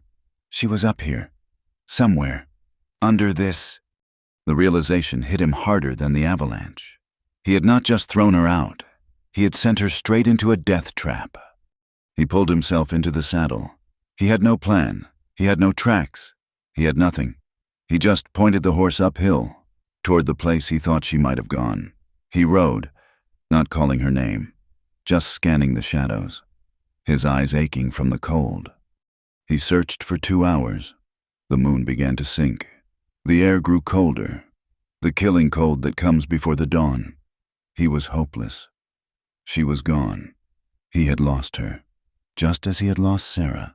He had failed again. He stopped Boulder on a high ridge, looking down at the devastation. He had failed. He was about to turn back, to go to his empty cabin and live with the ghost of what he had done, when he saw it. It was nothing, a shadow within a shadow, far across the ravine, under a dark granite overhang, a place the avalanche had overshot. He thought he saw something move. It was probably a wolf, drawn by the sound. He pulled his rifle from the scabbard. He nudged Boulder forward. He crossed the ravine, the horse slipping on the icy rocks. He dismounted, rifle ready. He walked toward the dark overhang, a small, shallow cave worn into the rock. "Clara," he said. His voice was a dry croak. No answer. He stepped inside, out of the moonlight. It was black. He fumbled in his coat for his flint and steel. He found a piece of tinder. He struck. The small spark flared. She was there. She was not moving. She was curled in the tightest ball he had ever seen, her knees drawn to her chest, her arms wrapped around her shins. She was covered in a fine layer of snow, blown in by the wind of the avalanche. Her face, tucked against her knees, was the color of a fresh bruise, a deep, terrible blue-purple. He dropped the flint. He dropped the rifle. He touched her shoulder. She was not cold. She was ice. She was as stiff and frozen as the first time he had found her. "No, no, no, no!" He grabbed her, pulling her into his arms. She was terrifyingly light. He lifted her. He ran from the cave, stumbling, carrying her to the horse. He threw himself into the saddle and pulled her tight against his chest, wrapping his own buffalo coat around her small, stiff body. He spurred Boulder. He rode like a madman, the horse galloping, sliding, plunging down the treacherous slope. He did not care if they fell. He only cared about the small, frozen thing in his arms. He kicked the cabin door off its one remaining hinge. He did not put her by the fire. He tore the blankets from his cot, threw them on the bearskin rug, and laid her down. He piled everything on top of her. Every blanket, every skin, his own coat. It was not enough. She was too cold. The core of her was frozen. He did not hesitate. He did not think about last time. He stripped off his boots and shirt and slid under the mountain of blankets with her. He pulled her stiff body against his, molding his own living warmth to her back. He rubbed her arms, her legs, his hands rough, chafing, desperate.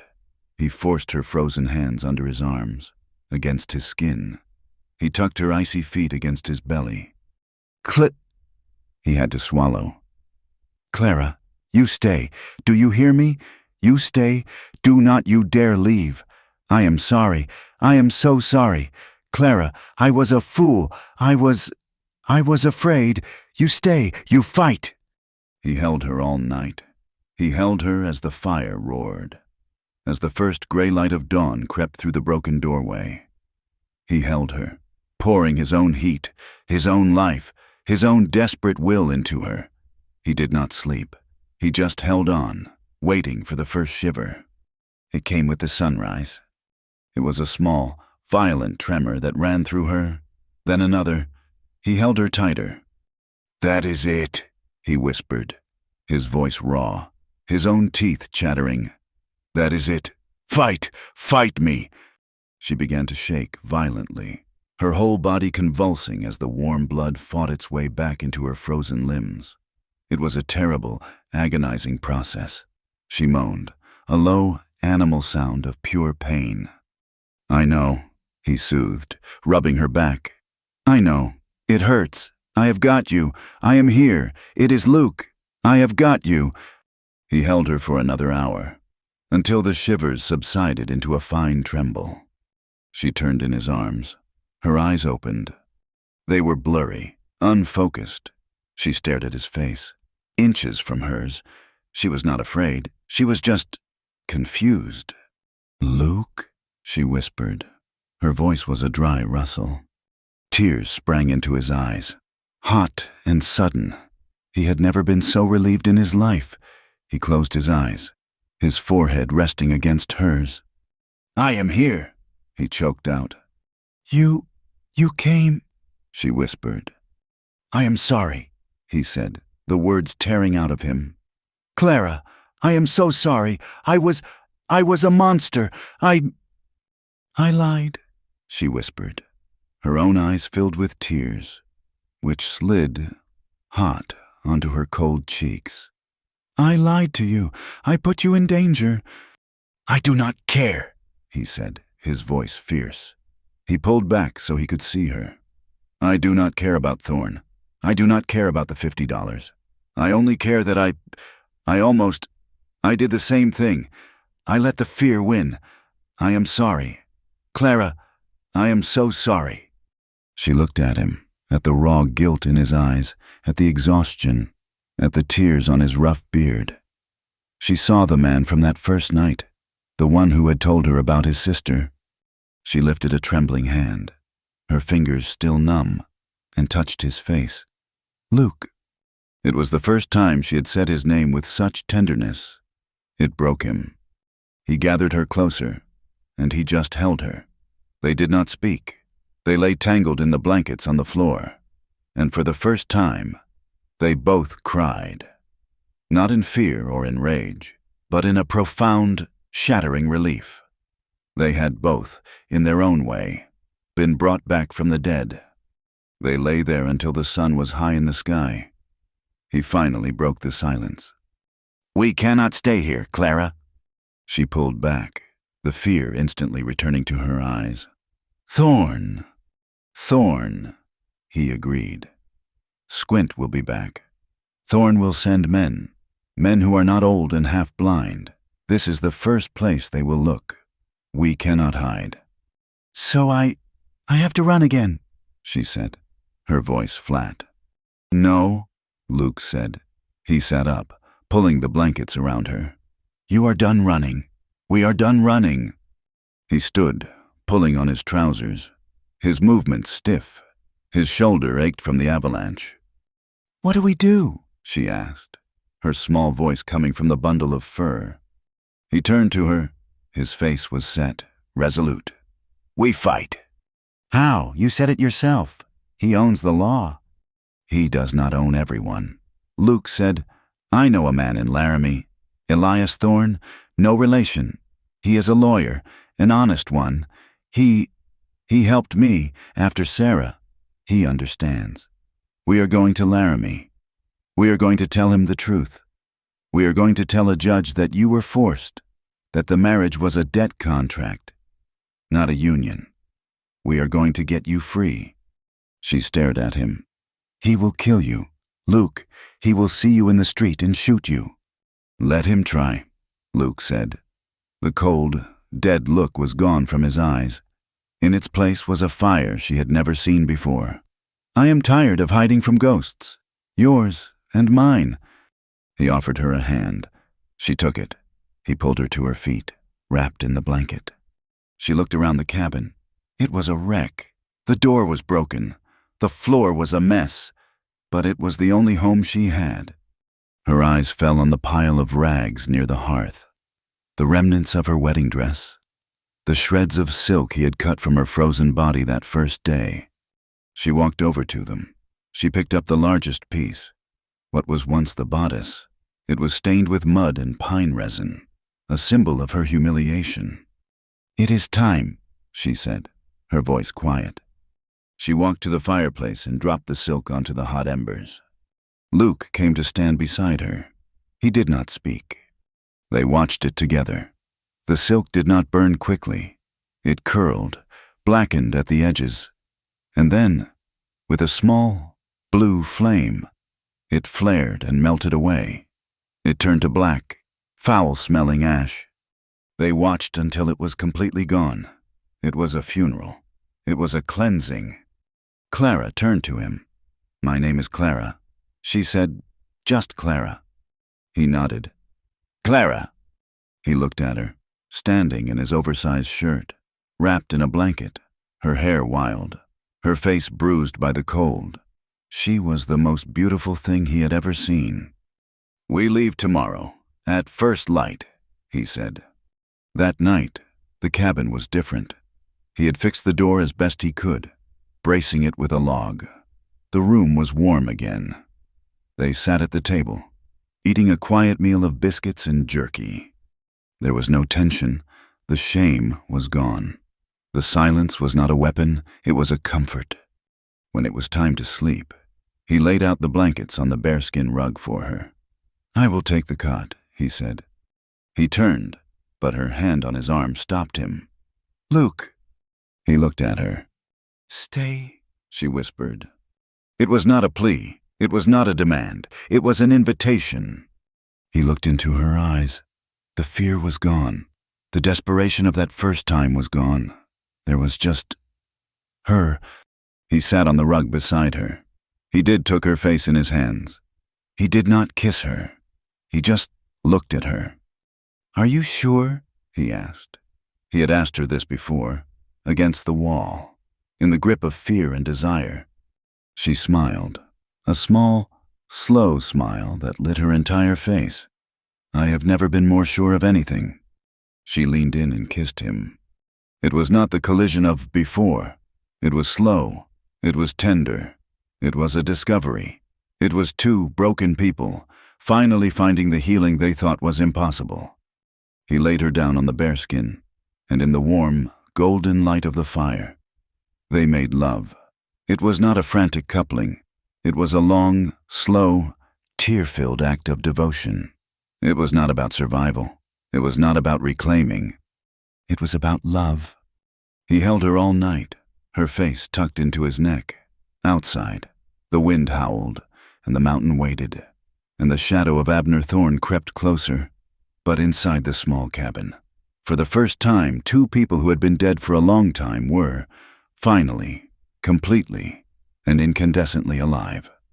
They left the cabin at the first sign of dawn, a thin gray-blue line in the east. The world was utterly still, the air so cold it felt brittle, as if the sky might crack. Luke had packed jerky, the last of the biscuits, and 2 blankets. He carried his rifle. He had given Clara the small derringer, the one he had taken from her frozen dress, now cleaned and recapped. She had tucked it back into her waistband.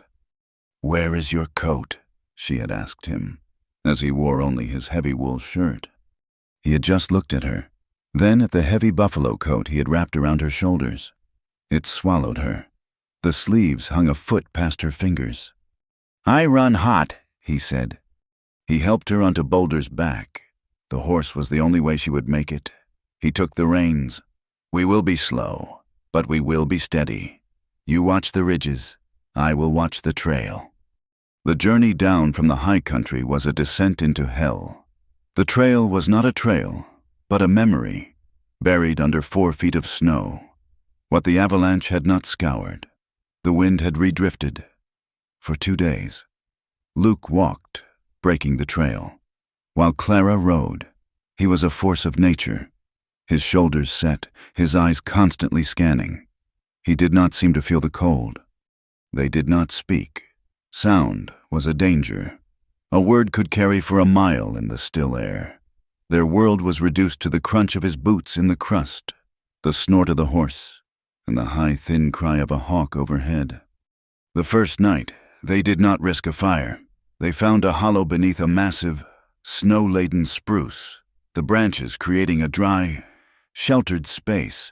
They huddled together, Boulder standing over them like a guardian, breaking the wind. They shared a biscuit, their hands touching in the dark. "I am afraid," she whispered, her voice muffled by the collar of the coat. "I know," he said. His arm was around her, solid as the mountain. "So am I. Sleep." He did not sleep. He sat, the rifle across his knees, and watched the moon shadows, listening to the dark. He was listening for the sound of other horses, for the click of a rifle hammer. The second day, they reached the foothills. The snow lessened, turning to patchy, dirty ice and thick, frozen mud. They were exposed. Late in the afternoon, Luke stopped. He put a hand on Boulder's neck, silencing the jingle of the harness. "Get down," he whispered. Clara slid from the saddle, her legs stiff. "What?" "Riders." He pulled her and the horse off the trail, down into a shallow, frozen creek bed, behind a stand of skeletal cottonwoods. "Do not move, and do not, for any reason, make a sound." They waited. Clara's heart felt like a drum against her ribs. She heard them before she saw them. The clop of hooves on rock, laughter, a man's rough voice, carrying on the wind. 2 men rode past, not 30 yards away, on the trail above them. They were not trappers. They were heavy, wearing gun belts, their faces dark with stubble and cold. "I tell you, Hank, $50 is $50, the first one said. "I find that little whore. I am taking her back to Thorne myself. He can have what is left." "If the wolves have not had her first," the other grunted. "This is a fool's errand. She is froze solid up there. Let us go back to town. The whiskey is good, even if the women ain't." They laughed. They spurred their horses, heading west, away from the high country. Clara was shaking so hard she had to bite the inside of her glove. These were the men from the flyer. Luke watched them go, his face expressionless, carved from stone. He waited a full 5 minutes after the sound had faded. "They are not looking up here anymore," he said, his voice quiet. "They think you are dead, or in town. They are heading back to Laramie." They are his men," she whispered, horrified. "Yes." He helped her back onto the horse. "Now we follow them." They entered Laramie not as saviors, but as fugitives. It was a town of mud, wood, and smoke. The thaw had turned the main street into a river of brown sludge, a foot deep in places. Loggers, ranch hands, and trappers crowded the boardwalks, their voices loud. The town smelled of wet animals, coal smoke, and frying fat. They were a spectacle. Luke, tall and wild, his beard untrimmed, his rifle in his hand, and Clara, a small, bruised woman swimming in a man's buffalo coat, her face pale with terror. The respectable folk, the men in hats and the few women in bonnets, stopped. They stared. They whispered. Clara saw their faces. She saw the women look at her, then at Luke, and their eyes hardened with judgment. Harlot, runaway, whore. She wanted to turn, to run back to the silence of the mountain. Luke's hand settled on her arm. "Keep walking," he said, his voice low. keep your eyes on me." He led her past the saloon, past the land office, to a small, single-story building with a faded shingle. Elias Thorpe, attorney at law. The office was small, cluttered, and blessedly warm. A pot-bellied stove in the corner glowed red. Books were piled on the floor, on the desk, on the chairs. A man looked up as they entered. He was older, in his late 50s, with thin hair and spectacles perched on his nose. He looked at Luke, and his face was a mixture of surprise and profound weariness. "Luke," he said, setting down his pen, "I had hoped I would not see you in here again. What is it this time? Cattle rustling? Or did you just punch the marshal?" "Elias," Luke said. He took off his hat, a gesture of respect she had never seen him make. "I need your help." "You always need my help," the lawyer said. He looked at Clara, his gaze sharp, taking in the coat, the bruises, the fear. "And who is this?" Luke looked at Clara. He would not speak for her, not now. Clara pushed the heavy sleeve back from her hand. "My name is Clara," she said, her voice shaking but clear. I am the wife of Abner Thorne." Elias Thorpe dropped his pen. It clattered on the desk. He took off his spectacles and rubbed the bridge of his nose. "Oh, Luke," he sighed. "Of all the trouble in this territory, of all the hornets' nests, you had to kick the biggest one. Abner Thorne?" "She is not his wife," Luke said, his voice a low growl. "The law says she is. I saw the certificate filed myself. The marshal has a warrant for her arrest, for theft, a horse and saddle." "He bought me, Mr. Thorpe," Clara said, stepping forward. Elias looked at her. "My father in Kansas. He owed Mr. Thorne $500. He could not pay. Mr. Thorne offered to erase the debt in exchange for me. He did not ask for my hand. He made a trade. I was not courted. I was sold." The lawyer stopped rubbing his nose. He looked at her, his gaze intense. "Go on." He was cruel. From the moment the preacher finished, he hurt me. He put his hands on me. He told me I was his property. I ran that night, during the blizzard. I would have died. Luke found me. He saved my life." Elias looked at Luke. He remembered another girl, years ago, Luke's sister, Sarah. He remembered the bruises on her. He remembered Luke, younger then, sitting in this same office, his face a mask of rage and grief, begging him to do something, anything, to punish the man who had driven her to the river. The law had done nothing. "Abner Thorne is a powerful man. Child," Elias said, his voice softer. "He has the governor in his pocket. He is the law, in his part of the county." "Then the law is wrong," Luke said. "This is not the mountain. Luke, we cannot fix this with a rifle." "I am not asking you to fix it," Clara said. "I am asking you to make it right. Is there no law, anywhere, that says a person cannot be sold?" Elias looked at her for a long time. He saw the iron in her spine. She was not Sarah. She had not broken. "Yes," he said slowly. "There is. A contract made under duress is no contract. But it is a thin reed.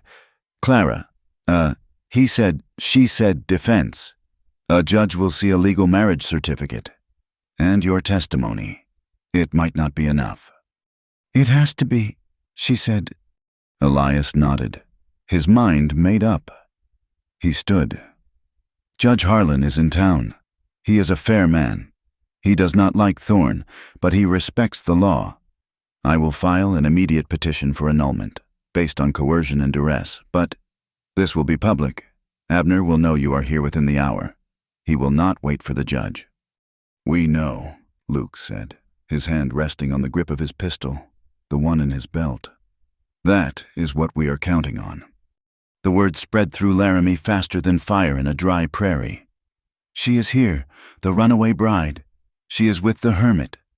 Luke, they are at the lawyer's office." When they stepped back onto the boardwalk, the street was different. It was no longer just busy. It was watching. Men stopped their conversations. Faces appeared in the windows of the saloon, in the mercantile. Clara's terror returned. "Luke." "It is all right," he said. "Walk with me. We are going to the hotel. Elias is getting the judge." They walked into the center of the street, the mud sucking at their boots. And then he appeared. Abner Thorne. He rode out from the livery stable. At the far end of the street, he was not alone. He was flanked by the two men they had seen on the trail, the ones who had called her a whore. Thorne sat on a magnificent black stallion. He was dressed in a fine black coat, his beard trimmed. He looked like a governor, like a king. He looked at the muddy street and the low-rent townsfolk with contempt. Then his eyes found Clara. He spurred his horse, and the three of them trotted forward, parting the crowd, stopping 10 yards from Luke and Clara. "Woman," Thorne boomed. His voice was used to command. "You will come to me now. Your little adventure is over." Clara stopped breathing. The voice, the command. She felt the muscle memory of her wedding day, the urge to obey, to cower. Luke stepped half an inch, putting himself between her and Thorne. "She is not going anywhere with you, Thorne." Thorne's eyes, small and dark, shifted to Luke. He looked him up and down. The wild hair, the rough clothes, the stubborn mountain man stance. He smiled, a thin, cruel smile. "This," he said, as if to the crowd, "is what you ran for, a filthy trapper, a half-wild hermit? You left my home, my wealth, for this?" He spat in the mud. "I am taking my wife. She stole my horse. She is a thief. Step aside, boy, or I will have you buried where you stand." "She is not your wife," Luke said. His voice was not loud. It was deadly calm. "She is a free woman." "She is my property," Thorne roared, his composure cracking. He was not used to being defied, especially not by someone he considered trash. He nodded to the man on his right, the one who had talked of $50. "Hank, take her. Shoot the man if he moves." The man named Hank smiled. He had been waiting for this. He swung down from his horse, his hand hovering over his holster. "Come on, little lady. The boss is calling." He lunged for Clara. He never reached her. Luke moved. He was not a barroom brawler. He was a hunter. He did not shove the man. He hit him. Once, a short, brutal strike to the throat. Hank collapsed, choking, gasping, his gun forgotten. The other man, the one who had wanted to go for whiskey, was smarter. He saw what happened. He drew his pistol. He never leveled it. Luke's pistol was already in his hand. The sound of the shot was a single, flat, deafening crack that echoed off the false front buildings. The second man stared, his face a mask of surprise. A small, dark hole appeared in the center of his chest.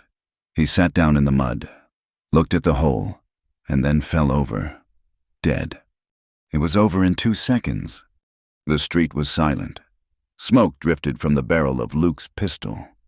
Thorne was frozen, his face purple with rage and shock. His power, his hired muscle, was gone. One choking, one dead. You killed him," Thorne stammered. "He drew on me," Luke said, his voice cold. He did not look at Thorne. His gun was still in his hand, pointed at the man on the ground. The town marshal burst out of his office, shotgun in his hand. "What in God's name? Luke, put that gun down!" "He drew on me, Marshal," Luke said calmly. "Ask anyone." Elias Thorpe pushed through the crowd. "Marshal, this man," he pointed at Thorne, "was attempting to forcibly abduct my client, Clara Bethpage. Mr. Luke here was defending her, and himself." The man named Hank had gotten to his feet, still choking. He saw his partner dead in the mud. He saw Luke, his gun still smoking. He saw the marshal. He was a hired gun, paid for intimidation. not to die. He stumbled, grabbed his horse's reins, and fled, scrambling into the saddle and galloping out of town. Now, Abner Thorne was alone. He sat on his great black horse, his fine coat spattered with mud. He was surrounded by a silent, watching town. He looked at Luke, and his eyes were full of murder, but he could not draw. He could not shoot an armed man in front of the marshal. His power was useless. This is not over," he hissed. "It is," Elias said, stepping forward. "Judge Harlan is waiting in the land office. We are having a hearing, right now. You are welcome to attend. Abner, as a witness." The hearing was a shamble. It was held in the land office, which was packed shoulder to shoulder with every curious citizen in Laramie. The women, the ones who had glared at Clara, stood in the back, their faces tight with disapproval. Judge Harlan, a stern man with a white beard, sat at the land agent's desk. Mr. Thorne," the judge said, his voice flat. "You claim this woman as your wife." "She is my wife," Thorne snapped. "I have the certificate, signed by a preacher. She is mine, by God and by law. She ran, and this animal, kidnapped her." "That is a lie," Elias said, his voice cutting through the anger. "She was not married. Your Honor, she was sold." A gasp went through the room. Mr. Thorpe, that is a serious accusation," the judge warned. "It is a serious crime," Elias countered. "I call Clara Bethpage." Clara stood. The room was silent. She looked small, swallowed by the buffalo coat, but her voice was clear. She told them everything. She told them about her father's farm in Kansas. She told them about the $500 debt. She told them about the offer from Thorne. "He did not ask me to marry him," she said, her eyes on the judge. "He told my father he would take me, and the debt would be gone. I was not asked. I was told. I was payment. When I arrived, he treated me as such, as property. I ran, because I would rather freeze than be his." The judge listened. He looked at the hard, angry face of Abner Thorne. He looked at the pale, bruised, but steady face of the girl. "Mr. Thorne," the judge said, "is it true you paid a $500 debt for this woman's father?" "It was a dowry," Thorne blustered. "A gift to the family. It is tradition." "It is bribery," Elias said. "It is coercion. This woman did not consent to this marriage. She was forced into it by the threat of her family's financial ruin. This was not a wedding. It was a transaction. And this territory, Judge, does not recognize the buying and selling of human beings." The women in the back were no longer whispering. They were watching. They had all known hard times. They had all known fear. The judge stroked his beard. He looked at Thorne. "Abner, I have known you a long time. You have built a great deal in this territory, but you have done it with a heavy hand. This smells bad. It smells of arrogance. It smells of a man who thinks his money can buy him anything, including a wife who does not want him." "This is an outrage," Thorne shouted. "The law is on my side." "The law," the judge said, his voice rising, "is meant to protect, not to enslave. I find that this union was entered into under extreme duress and coercion. It is not valid. I declare the marriage between Abner Thorne and Clara Bethpage to be annulled. She is free." For a second, the room was absolutely silent. Thorne's face was a mask of utter, unbelieving fury. He had lost in public. He had been shamed by a hermit and a girl. He looked at Clara, his eyes promising murder. He looked at Luke. But he could do nothing. He was beaten. Without a word, he turned, shoved a man out of his way, and stormed out of the office. The crowd parted for him, and they heard the frantic galloping of his horse as he fled Laramie, his dignity in tatters. The room emptied slowly, the people muttering, eager to spread the news. Clara and Luke were the last to leave. They stood on the boardwalk, alone. It was over. It had begun to snow. Not a blizzard, but a soft, gentle fall of clean, white flakes. They landed on her hair, on his shoulders. She looked at him. He looked at peace. His face, which had been a mask of stone and ice for so long, was calm. "It is over," she whispered. "It is over," he said. She began to shake. The reaction of the last 3 weeks, the fear, the cold, the trial, all of it crashing down on her. She did not just hug him. She fell against him, her face pressed into the rough wool of his shirt, her arms wrapped around his waist as if he were the only solid thing on earth. Luke held her. His arms, which had been so strong, so brutal, were now gentle. He wrapped them around her, holding her tightly, his chin resting on the top of her head. He closed his eyes, and for the first time since he had found his sister's shoes by the river, he felt his own heart settle. The snow fell, covering the mud, the blood, and the past, blanketing the street in a perfect, quiet white. 1 year. It was a long time. It was a lifetime. They had not stayed in the old cabin. After Laramie, after the snows melted, Luke had looked at the small, rough-hewn room and felt the walls closing in. It was a place of ghosts. It was the place he had failed his sister, the place he had almost failed Clara. It was a fortress, and he was tired of being under siege. "I know another place," he had said one morning, as the spring thaw turned the world to mud. "Where?" "West, farther than Thorn will ever ride. A valley I found years ago. Good water, good timber, protected." She had only packed one thing, the tin cup with the faint, waxy smear on the rim. Everything else, they left. The journey took them 3 weeks, deeper into the spine of the mountains. They crossed ridges that scraped the sky and forded rivers that were still choked with ice. He led Boulder, and Clara rode, and she saw a land that few had ever seen. When they finally descended into the valley, she gasped. It was not a high, harsh draw like the old place. It was a bowl, perhaps 5 miles across, protected on all sides by sheer, 1,000-foot granite cliffs. A single, narrow pass, the one they had just navigated, was the only way in or out. A river, wide and clear, wound through the meadow floor. The grass was knee-high, aspen groves shimmered green, and tall pines marched up the slopes.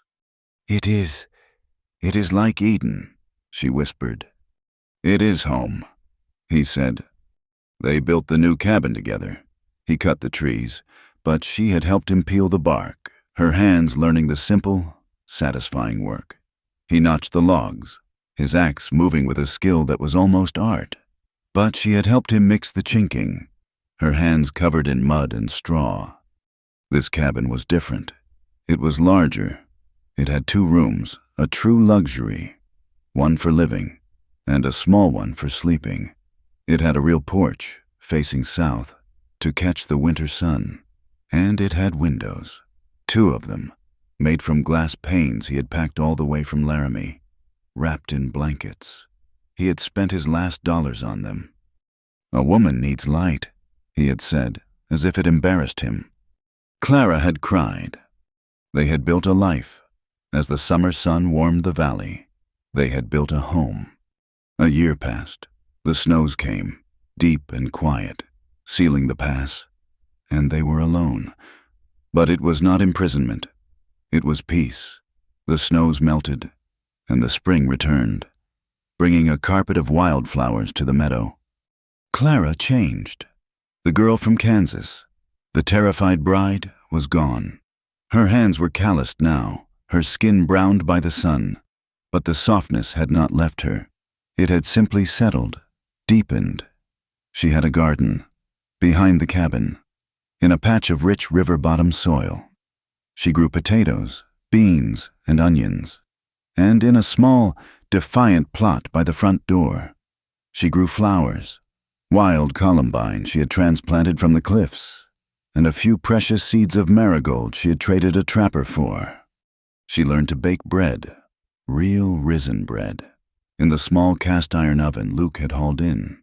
The cabin, which always smelled of his wood smoke and leather, now also smelled of her baking, of yeast and warmth. Luke changed.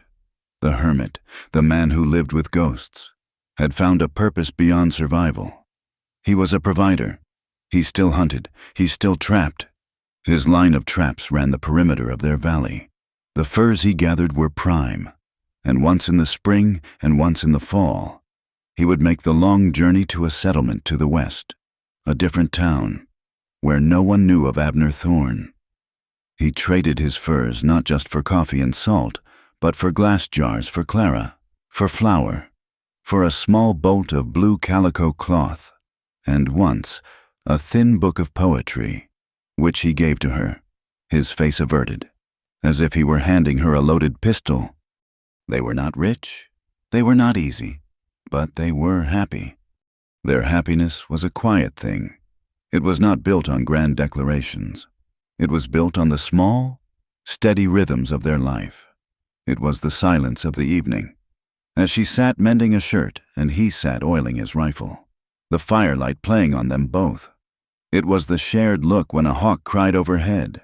It was the way he would cut the wood just the length she preferred for the cook stove, and the way she would always have a hot cup of coffee ready when he came in from the cold. They never spoke of Abner Thorne. They never spoke of the wedding or the trial, or the man who had died in the Laramie Street. They did not need to. Those ghosts had been buried under the snow of Laramie and left behind in the old cabin. But they had a ritual. Every night, after the simple meal was done, after the dishes were cleaned and the fire was banked low, they would go to the small sleeping room. They would lie down in the bed he had built, a sturdy frame of pine that did not creak, under the quilt she had sewn. The room would be dark, the only light the moon on the snow outside the window. And in the quiet, his hand, calloused and scarred, would find hers, smaller but just as strong. He would link his fingers with hers. It was not a prelude to passion, though that came too, a thing of slow, deep comfort, as natural as breathing. It was a promise. It was the anchor. It was the wordless, nightly confirmation. I am here. You are safe. I will not let you go. They would fall asleep like that, their hands clasped between them. The second winter in the valley arrived, and it was a hard one.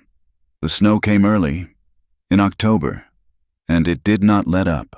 The drifts piled high against the cabin, and the world was reduced to their small, warm box, and the white, silent wilderness outside.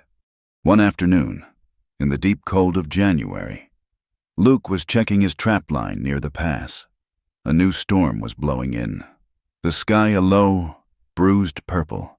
He was thinking of turning back when he saw the tracks.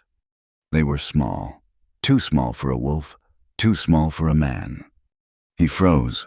He remembered other tracks, the ones he had followed in the dark, his heart sick with dread.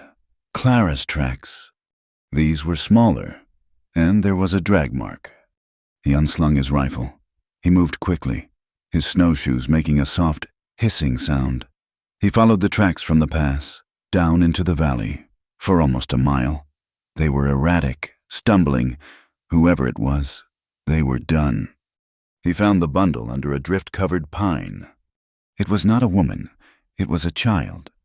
A little girl, no older than 4, maybe 5. She was wrapped in a thin, ragged shawl. Her hair was a pale, corn silk blonde, matted with ice. Her face was a pale, waxy blue. She was not moving. Luke cursed, the word a plume of white steam. He dropped to his knees. He had seen this before. He had seen her like this. He pressed his fingers to the child's neck. He waited. Nothing. He pressed harder. And he felt it, a flutter, a pulse so faint, so thin, it was barely a thread of life. He did not wait. He tore the child from the snow, ripping her free.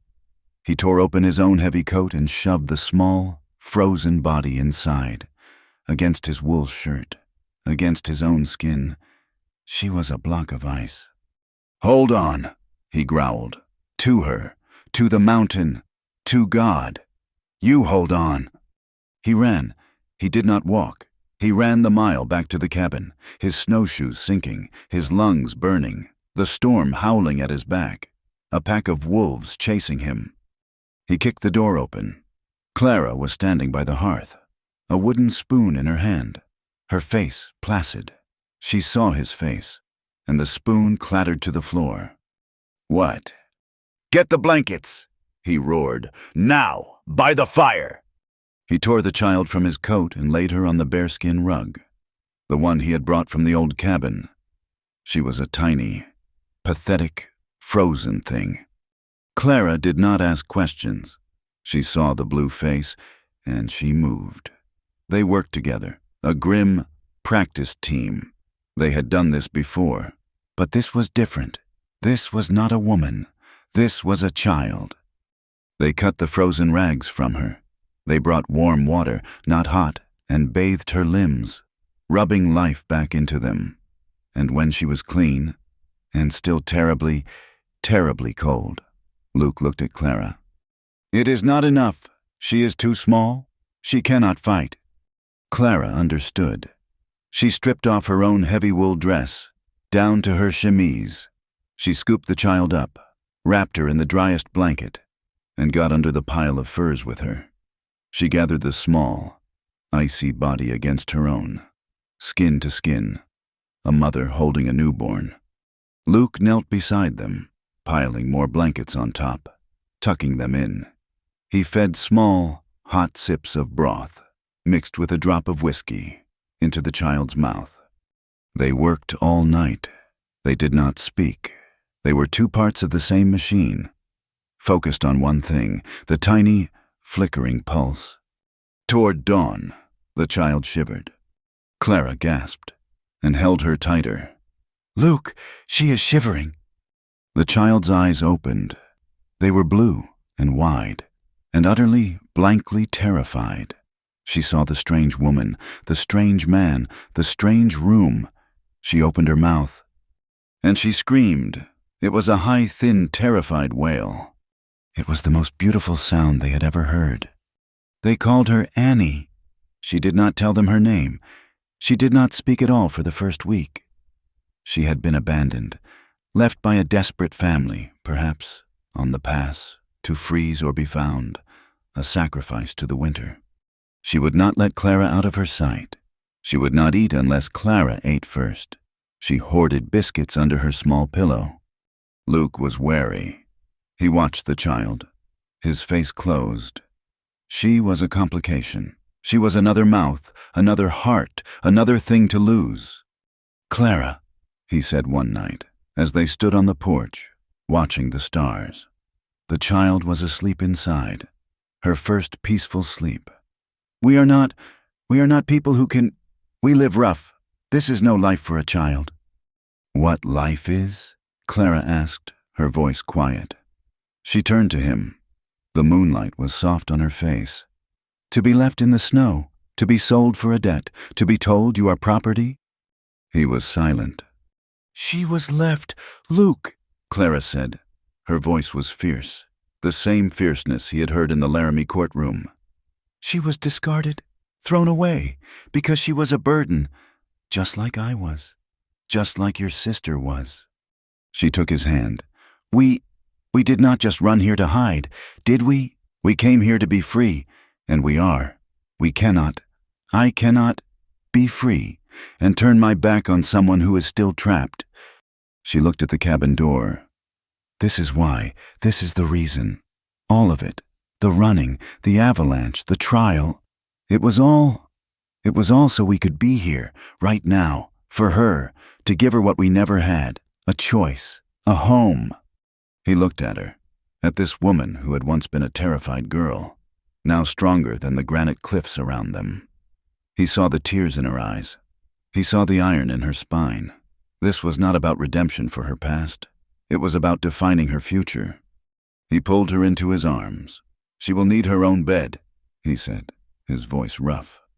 It was a year later. The valley was covered in a fresh, clean blanket of snow. It was afternoon, the light a pale gold, the air still. Inside the cabin, Annie, now a bright, chattering 5-year-old, was asleep on her small cot. A doll Luke had carved from pine wood clutched in her hand. Clara stood in the doorway. She wore a dress of blue calico and an apron. She watched her husband. Luke was in the clearing, splitting the last of the autumn wood. He was bare-chested, his back to her. The cold did not seem to touch him. Steam rose from his shoulders. He would swing the axe, a clean, perfect arc, and the log would split with a satisfying thwack. He was all strength and power and solid, dependable grace. He was her mountain. He was her home. He paused, stacking a piece, and turned to wipe the sweat from his face. He saw her watching him. He smiled. It was a slow, easy smile, one that reached his gray eyes, chasing all the shadows away. Clara smiled back. The world was perfect. The snow was falling. The child was safe. The man she loved was here. The memory of that night, the desperation, the fear, the night she had begged him, came back to her. But it was not a bad memory. It was the memory of their beginning, of the moment the ice had broken. She leaned against the doorframe, the cold air soft on her face. "Just do it again, Cowboy," she called out, her voice soft but clear in the still air. He heard her. He stopped, the axe in his hand. He looked at her, his head cocked. He did not understand. She laughed, a real, warm laugh that the girl from Kansas had never known. The kiss. "Luke," she clarified. He understood. He dropped the axe. It fell, unheeded, into the snow. He did not walk. He ran. He crossed the clearing in 10 long, powerful strides, his feet kicking up clouds of white. He bounded onto the porch and did not stop until he had her. He swept her up, his arms wrapping around her waist, lifting her clean off her feet. He pushed her back against the rough cabin wall, the same way he had all that time ago. But this time, there was no fear. There was no desperation. He kissed her. He kissed her as the snow fell, as the child slept, as the mountains stood witness. He kissed her with all the passion of that first desperate night, and all the deep, quiet love of the 1,000 nights that had followed. He kissed her like it was the first day, the last day, and every day in between. And Clara held on, her face warm, her heart full. The winter was all around them, cold and white and sharp, but in their small valley, in their small cabin, their hearts would never be cold again. Thank you for listening to this story from Wild West. We love sharing these real, raw, and emotional tales with you. Let us know what you thought in the comments, and tell us where in the world you are listening from. We would love to connect. Please be sure to subscribe to the channel and share your thoughts.